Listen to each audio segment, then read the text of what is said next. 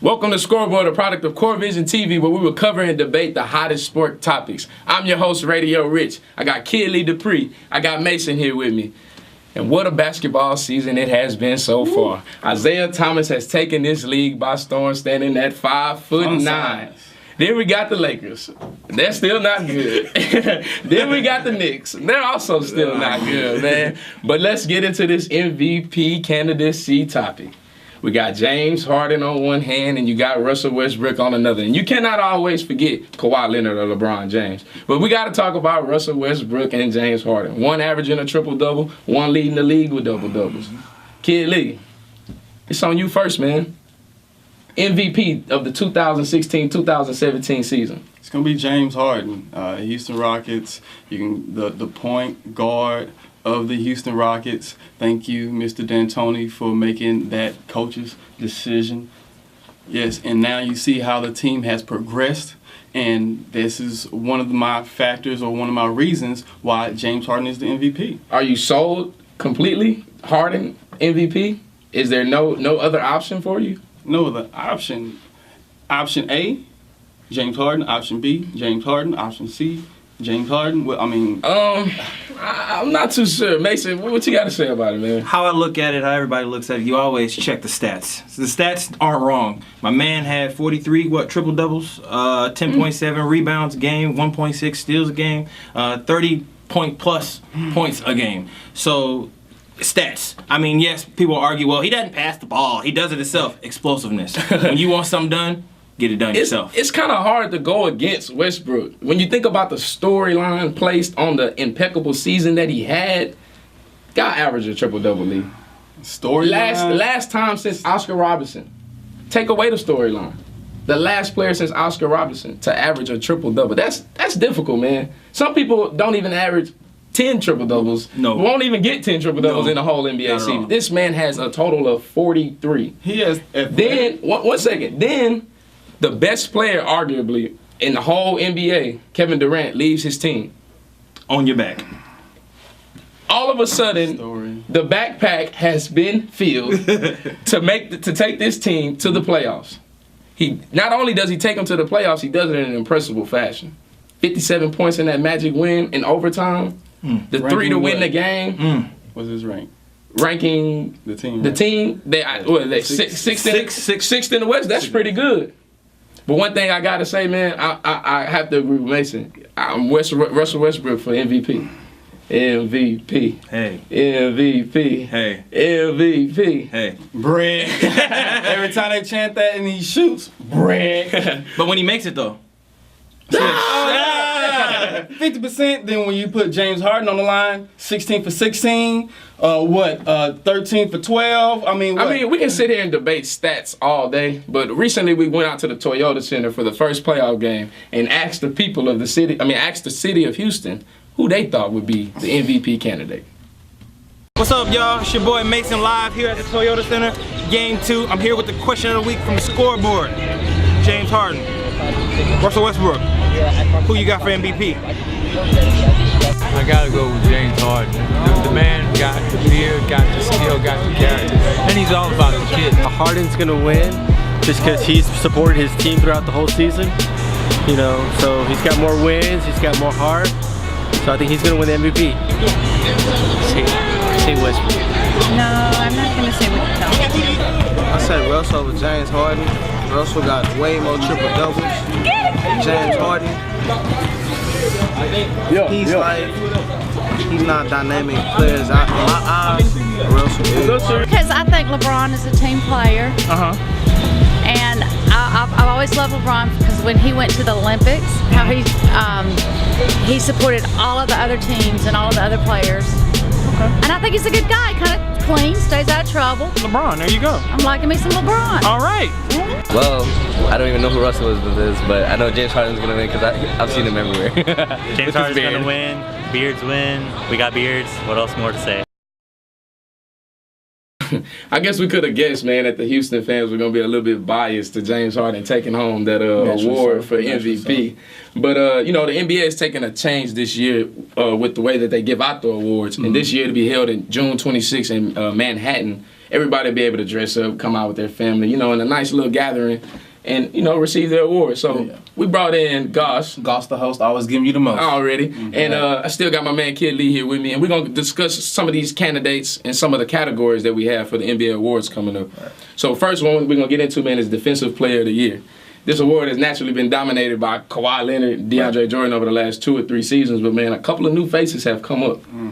Goss, who you got, man? I'm going to go with the 24 years young center for the Utah Jazz, Rudy Gobert. He's averaging 14 points a game, 12 rebounds, and most importantly, 3 blocks and a steal. Rudy Gobert. Yeah, I know you haven't heard that name too much, but it's just because he doesn't get a lot of TV time. If you're catching up with this year's playoffs, you've seen the impact that he's had so far. Right. Kid Lee, I mean, I'm just hoping that you're not going to side with these Warriors, man, and throw out Draymond Green's name. Oh, the safe pick. The safe pick. The safe pick and the true pick.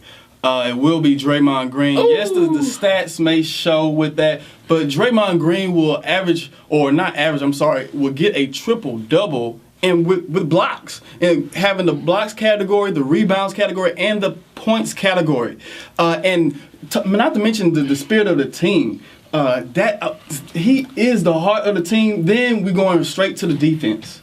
Now we're talking about those blocks. Lee, we're not talking about the spirit of the team. This is defense. Lee, right? Yes. Ain't got nothing to do with the spirit of the team. When I say blocks, that means he's giving help, making blocks. He's Draymond Green, but he doesn't have more blocks than Green. Rudy. Is athletic. He is he's underrated. People think he's overrated, but he is truly my man underrated. Goss has a point though. He doesn't have more blocks than Rudy Gobert. If your key point is Draymond and his blocks, which he does get, but he doesn't have more blocks a game than Rudy. That's just the stats, but stats are important though. How is he getting his blocks? Is he just standing? Is he just being one-on-one on defenders, or is he giving? It doesn't matter how you get your block. As long as you get he's a center, so he's in the paint. So he's holding the big man's responsibilities. But with Draymond, he's instinctive. He knows when to give help, when not to give help. He has good hands, and that's about it.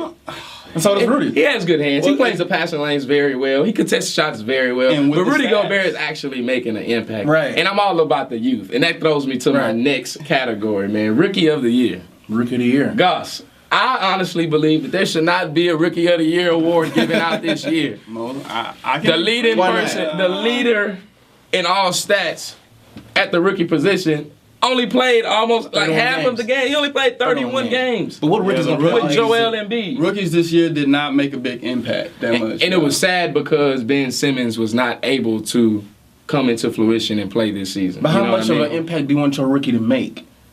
I could think when you drafted in the first round, but he's not playing all 82 games for the 76ers. No, when you drafted in the first round, you're supposed to play 81 games with the 76ers. Well, Joel Embiid was hurt, credit to him, but he played 31 games. He averaged 20 points a game, 8 rebounds, and 2 assists through 31 games. Now you line that up with all the other rookies who played. None of them played even close to the whole season. Not at all. And I naturally thought that Brandon Ingram, Marcus Chris, and Jaylen Brown, and Dunn from Minnesota, I actually thought that they would come into the league and have an immediate impact. But it goes to show you that these kids need to stay in college a little bit longer, man, to help develop themselves. But they're on losing teams. The Lakers, the Bucks, the Sixers. True. All rookie of the year candidates on their teams, they're on losing teams. I feel like their numbers should be a lot higher because they're on losing teams. Well, Joel Embiid, 47% we're not from the looking field. at the Lakers. We should be looking at the Lakers. The Lakers are really kind of making some noise, but we're going to look at them when they're actually winning games. True. But they do have a very good team. And that's why I say Brandon Ingram is going to be my rookie of the year. He don't have the big stats, but he's making a big impact. He's a good starter. So you're giving out moral victories. Moral victories That's what all day because Malcolm Brogdon from the Milwaukee Bucks has produced a lot more than Brandon Ingram. And you probably don't even know who that man's name is because he plays for the Milwaukee Bucks, who does not get a lot of TV time. But the Bucks are doing what right now? But the Bucks are in the playoffs. And where the the Lakers are watching doing what we doing. Morgan play. Okay. Yes, sir. And the Lakers kind of gave us. But is it because of Dunn, though? Is it because of Dunn with Milwaukee? I think Gannis is just like Westbrook. He is just taking over a team, and everybody's just looking around. No. I'm not too sure, man. I'm not too sure. But credit to Joel Embiid, man. If he would have stayed healthy throughout the season, we would have had the stats that we needed. But remember, though, he played 31 games and averaged 20 a game. And still is going to get this. So imagine if you played, So imagine if you played the other 20-something games, 30-something games, what his stats would be like? 28-2 in 31 games. So imagine you played the whole season. Wait till next year. Yeah, and then, when they trust draft ball. the process. Trust the process when they draft ball. And then, Simmons. they're going to draft ball. Then you get Simmons back. Simmons and get Embiid. And the Sixers will be in the playoffs next year. Trust the process. But it takes a bench, man, and that gets to the next one. Sixth man of the year. Sixth man of the year. Now the hometown heroes, Houston Rockets, have both of my candidates for this year's award, and it's going with Lou Will or Eric Gordon. But my personal pick will be Eric Gordon, man. I love the way he's come back from injury, come to the Houston Rockets, actually made an impact, took home this year's All-Star Game 3-point shooting award. You can't go wrong with either one of those guys because you got Lou Will producing 20 plus almost a game off the bench. As well. You know what I mean? And they both come in, they can create their own shots, made their team a lot better. I was very surprised that the Lakers gave up Lou Will and sent him to the Rockets, but I understood. Lakers tanking on purpose. They're tanking. I understood. But Goss, man, who you got for Sixth Man of the Year? Well, it's very impressive that the Rockets have 2 Sixth Man of the Year candidates on their team. That says a lot about the Rockets. Yes, true. Lou Will and Eric Gordon. Coaching. I think the only reason why Lou Will may not win is because he played for 2 different teams. So coming to the Rockets, now you evaluate him on the Rockets. Yeah. Even though he's had a good impact, I think Eric Gordon has done the most. Honestly, Eric Gordon's numbers are like identical from last year when he was with the Pelicans. But now he's come off the bench. Yeah. He's come off the bench averaging. And that's what makes 16. Me respect this award so much, man. Starting averaging 15 and coming off the bench averaging 16. You know your role, man. Right. You got to play your part for your team to be extraordinary. Right. Who you got, Lee? Yeah, I would give it to Eric Gordon. Just playing devil's advocate today. I would. I would give it to him, but Lou Williams, I love his style, his swag, and coming off the dribble, making his own shot. That is what I like in a sixth man. That when you're coming with the second team and you know your star players are on the bench, and you can just go ahead and be productive. And when things are still stagnant or slow, that just give me the ball. 3-pointer there, or just he can drive in. So Lou, even though that he was traded, I will still give it to him because he the points, the swag. I'm being biased, but again, I have watched him throughout his career, and I like his game. Yeah, definitely. That's what I say. You won't go wrong by giving. Yeah. The award would definitely be in Houston. Just a matter of who will be able to take it home. Right. If you're gonna do a Cole award, do a Cole Sixth Man of the Year award. I don't want to see a Cole MVP. No, Eric Gordon is happier. Points there. Yeah, Eric Gordon's happier because when he was the Pelicans, he stayed there for 5 years and was very unhappy. Yeah. And they made him a starter. And he did what he had to do. Injuries. Couldn't get out the contract, and he had injuries, and he averaged 15. Yeah. So now he's in a happier situation on a better team. And the numbers have jumped. So you can make a case for both. Can't go wrong with either one. But I think Eric Gordon, he just sustained it all season for the Rockets. Definitely. And then his numbers jumped. And then most improved player, that's all it's about. Your numbers jumping from last year to this year. Yeah, it's not even close. It's from last year to this year. So now we're going to get into the most improved player from last year to this year. And I'm going to have to go with my man, the Greek freak, Giannis Antetokounmpo. There it is. From Milwaukee Bucks, man. I'm going to take a shot with it. I'm going to say it. Antetokounmpo. Giannis, man, the way he has been taking over this game, due to take 2 steps and be at the rim from the 3-point line, due to take 1 step and hit you with a spin move and dunk on you with the right or the left. Take his national team and actually put up a fight. Yeah. In the FIBA World Championships or the Olympics, whichever one, because he's killed the World Championships and he's killed the Olympics, and now he's finally putting his stamp on the game. And let me give you a little backstory, man. I used to play 2K, a couple years back. 2 years ago, Giannis Antetokounmpo, his rating was like 60 on the game. But every time you would try to make a trade, they want your best player for Giannis because they knew his upside was going to be tremendously good. His potential was there. So, and at first I didn't understand it. I'm like, who is this guy? Yeah. But watch out for his little brother coming into the league next year. Antetokounmpo, his brother played with him on the World Championship team, man. Be on the lookout. But gosh, man, who you got for most improved this season? I'm going to make it quick. I'm just going to read the stat line, and I'm going to give my 2 points. Stat line and my second point. From last year to this year, points per game, 16 to 22, rebounds 7 to 8, assists 4 to 5, steals 1 to 2, and blocks 1 to 2. What was the points per game? 16-22. Kid Lee. Now, if you can't agree with the most improved player, man, we're gonna have a problem. Who you got, man? Giannis. I cannot argue with that. I have followed him as well. I don't play 2K that much. I'm a Madden player, but just sitting on the sidelines watching Giannis, I love his style of play. I watch that. And then it has improved. His jumper has improved. Then he plays both ends of the court. Right. Defense. Oh, most definitely. Both ends. Then he makes great transitions. Then in the transitions game, you just have to step back. Even when you step back, you still on a poster. True. This is the last year he'll be most improved player. From now on, he'll be an MVP candidate. MVP candidate, all-star every year, man. The last one that we're going to get into, man, is Coach of the Year.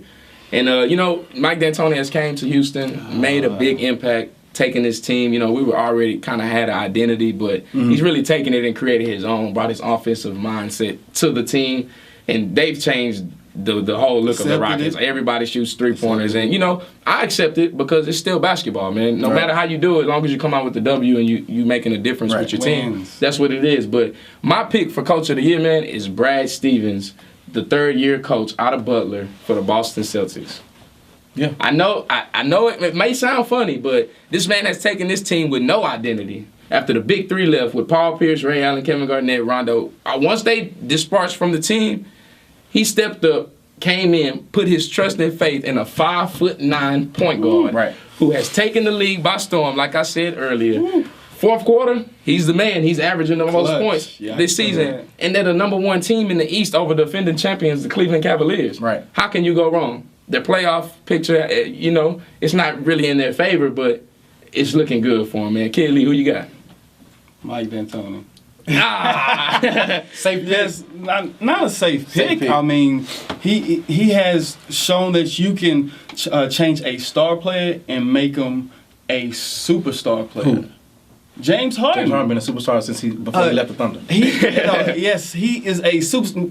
The thing is, he has changed his game and made it better. How? He made him a better leader. Everybody has looked at him in regards to just making points, being productive, and driving in the lane. Now he has made him to a point to facilitate. To the point that, okay, I'm gonna give you the ball. You make the shot. You have Eric Gordon. That's why he's the sixth man. Because guess what? Those assists come from James Harden. He only defers when he has confidence in his teammates that he has help. He's not going to defer if he doesn't have confidence in his supporting cast around him. No. That's one reason why he's averaging 11 assists this game, because he relies and he trusts people around him. If he don't trust people around him, he's not passing the ball. That's true, and he actually got some people on his team now that can knock down shots. And I kind of, the only reason why I would side with D'Antoni is because of the power move that he came in, changing James Harden's position and making him dominate the basketball. Yeah, he saw the potential in him, and he dominates the basketball. See how Patrick Beverly. Gosh, man, who you got for the Coach of the Year? Third-year coach Brad Stevens, 53-29, first place in the East.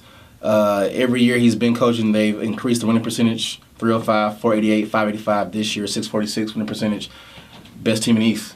Yeah. Best team in the East, hands down. 5'9" point guard. The franchise. The Cavaliers had the rest players. The Cavaliers rest players. Then, but it's all right, now man. You got the first ranking. Oh, yeah, okay. Yeah, man, but like I said, the NBA will be hosting the award show June 26th in Manhattan, live on TNT. Everybody can tune in and then check back with sCOREboard to see whose predictions were correct.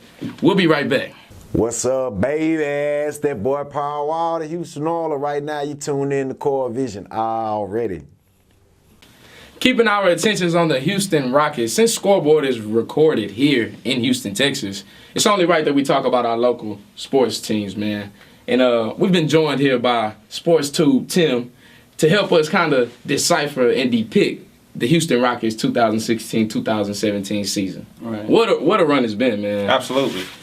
55-27? Absolutely. And no one predicted that the Rockets would be this good this year with the coaching change, getting rid of Dwight Howard's soft behind, as some would say. But just having that type of caliber player leave this team, no one would have expected that the Rockets would have ended up the third seed in a really good Western Conference. In the NBA. And I think a lot of it plays into the fact that Harden took the step up in the offseason once Dwight left to call a players only meeting in Florida where they, just took time to enjoy each other and actually build chemistry with each other. And I think it really transitioned well on the court.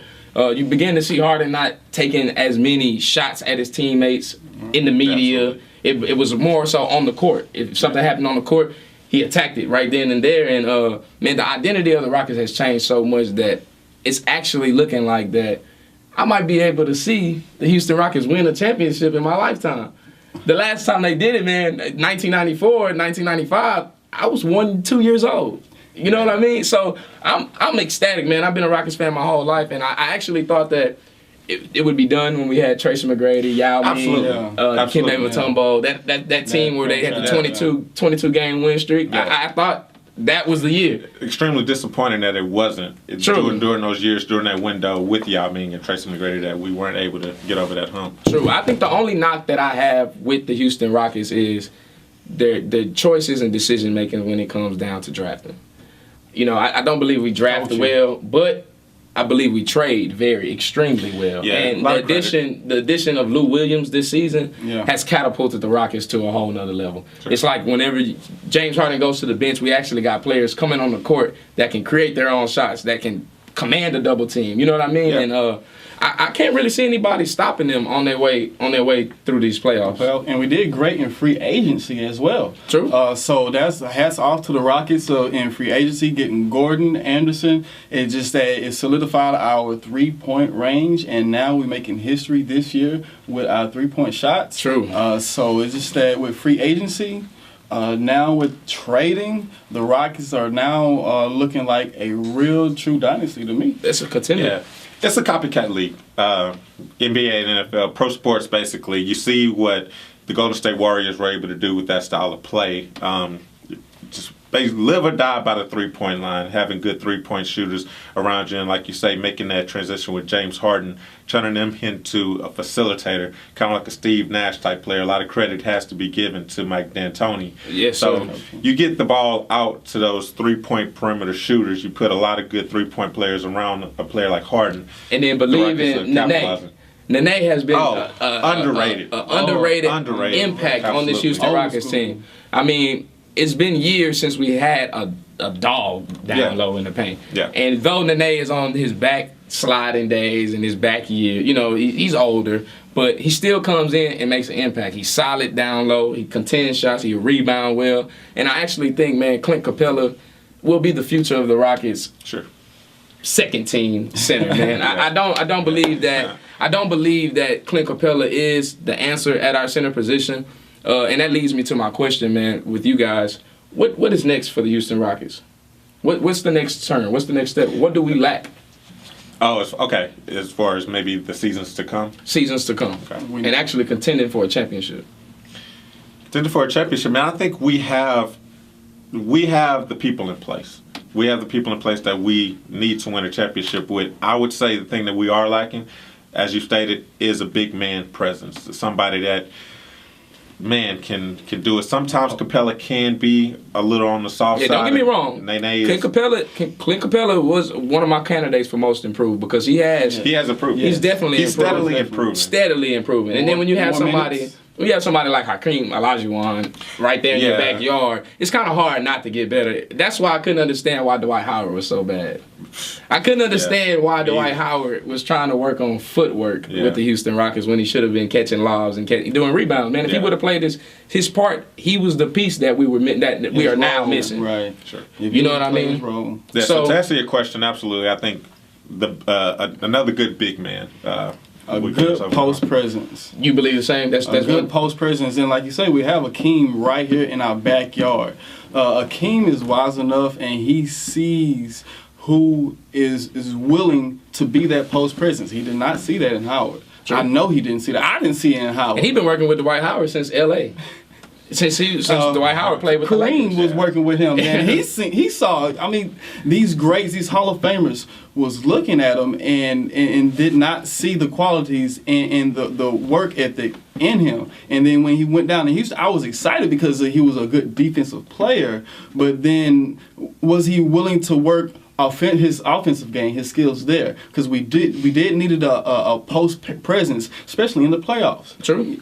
And speaking of playoffs, man, the Rockets are first round against Oklahoma City Thunder. You got the battle of the MVPs going on, man. And it kind of takes me to these playoff predictions. I kind of see the Rockets finishing in the Western Conference Finals, losing in 6 to the Golden State Warriors. I hate to say it, man, but it's kind of hard to go against the Golden State Warriors when you're missing, even if they're not healthy. They won, 20 games without KD with just Curry, because Curry got hot at the end of the season. Yeah. And nobody talked about Curry for the whole season until Kevin Durant went down. And that's scary, man, because it showed you that without one of them, meaning if they don't show up, one of them doesn't show up that night, you still have 3 or 4 other individuals that you have to worry about. Yeah, I don't want to get into how disappointed I am with that whole team, just with them building that super team like that. Mostly Kevin Durant for going over there. We can say that for another day. But I can't help but disagree with you that we will be stalled by the Golden State Warriors. Now, of course, that means that everyone is in agreement that we will get past the San Antonio Spurs, who currently is struggling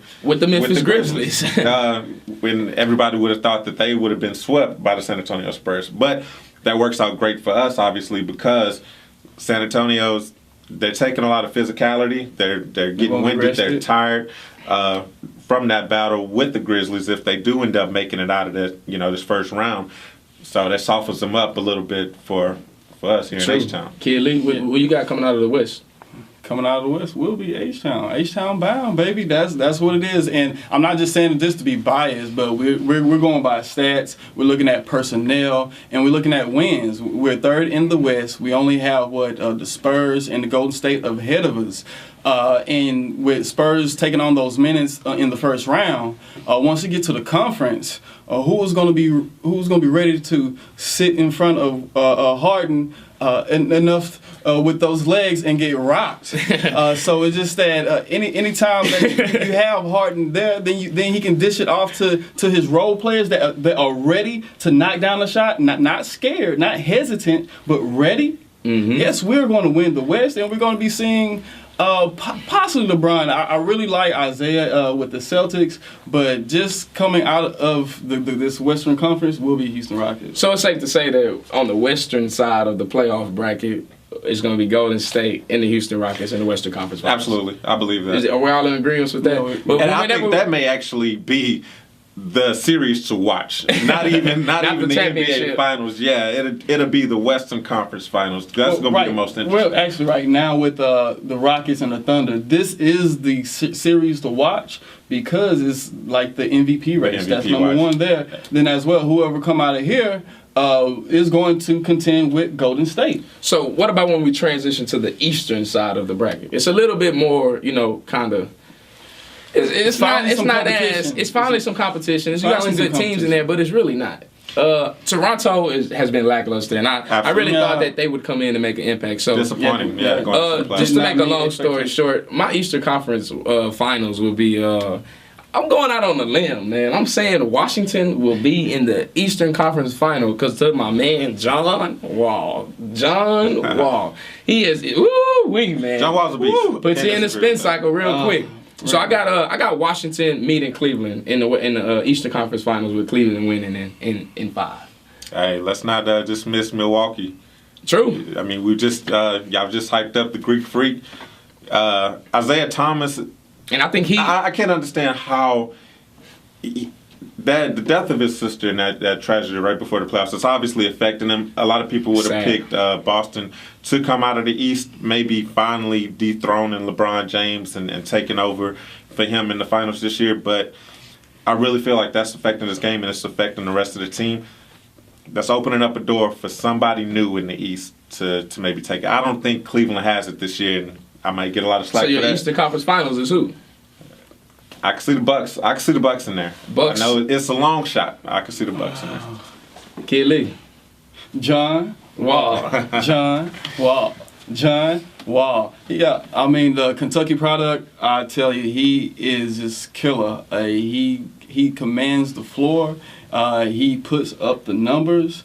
And he's always contending in the playoffs. Like it's always going to be him there. But now this is his hump that he's going to go against LeBron and Kyrie? I actually think John Wall is underrated. But like you said, man, Giannis poses the biggest threat to LeBron James when it comes to matchup. I think that would be his biggest matchup problem in the East. It'd be a fun series. You know what I mean? Yeah, it would be a fun series, man. Y'all make sure y'all are staying tuned to the playoffs and check back with scoreboard, man. Yo, what's up? It's your boy B. Rails, and I'm here at the Improv, and right now I'm chilling with CVTV, baby, trying to get this money. This part of the show is called the Shoot Around. We give our opinions on all things sports. The NFL draft is coming up April 27th. What are the Texans going to do? We need a quarterback position, or we're going to go with Patrick Mahomes, or we're going to move up to try to get Deshaun Watson, or we go with Kaiser. Man, we'll see what the Texans going to do April 27th. The NBA, is it beginning to be too soft? I'm tired of these ticky-tack fouls. I'm tired of all of this, oh, he fouled me. Wait a minute, all this chap-chitty. Play your game. Let's do it. NCAA, we need to pay these kids. All the coaches are getting this money, $2 million, $3 million, these big bank, but we're getting scholarships and we taking away scholarships. These kids are playing hard for their hearts and they're getting nothing. NCAA, not just the men's, the women's, I'm talking about basketball, baseball, soccer, all of the college students. Pay these kids. Colin Kaepernick has led his team to the Super Bowl, one of the most exciting players in the field, but he has yet to have a job. He's a free agent. Why is that? Some are saying he's being blackballed because of the stand he took last season against police brutality, kneeling for the American flag. So why does he not have a job still? Give this man a job. He should not be in the unemployment line. Ooh, what a mean hook it was. Jermell Charlo retained his WBC middleweight belt after knocking out Hadley in the 6th round. Y'all make sure y'all stay tuned to Scoreboard as we are coming with more episodes. Follow us on YouTube and also on Instagram.